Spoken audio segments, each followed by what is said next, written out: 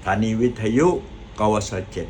Dan dia buat cara Facebook Live, nama Facebook Live Charlie Rengma. Okay, you type in your Facebook Charlie, Charlie, Charlie, Rengma, Charlie Rengma. Inilah dia kisah cinta yang suci, bagai titisan embun. Assalamualaikum warahmatullahi wabarakatuh. Hari ni nak sip baik peluang baik sedaya kita, Puak Suli, orang yang terkenal, pengarah daripada Kosono, mari ziarah di bilik stereo kita di stesen radio Sarawata.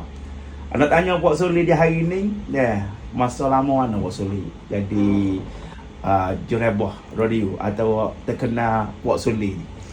Assalamualaikum warahmatullahi wabarakatuh. Salam hormat, salam sejahtera, selamat pagi hari ni. Alhamdulillah. Kita boleh jumpa dengan satu DJ lah.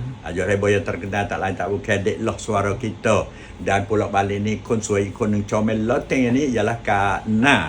Dan pula orang yang ada buat kamera ni lah Abeding kita. Dah kak. Hari ni masuk mari nak jumpa dengan Abang Ilyas. Satu orang panggil teknik lah. Tapi Abang Ilyas tak ada jumpa dengan adik-adik 3 orang ni. Alhamdulillah lah. Hari ni saya adik lah tanya kata buat rekan mai lama mana.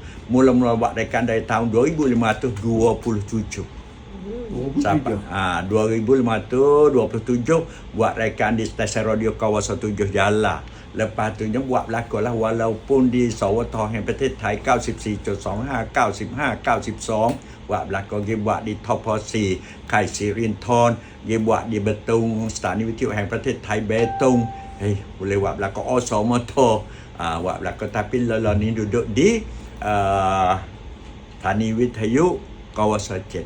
Dan dia buat cara Facebook Live, nama Facebook Live Charlie Rengma. Okay, you type in your Facebook Charlie, Charlie, Charlie, Rengma, Charlie Rengma.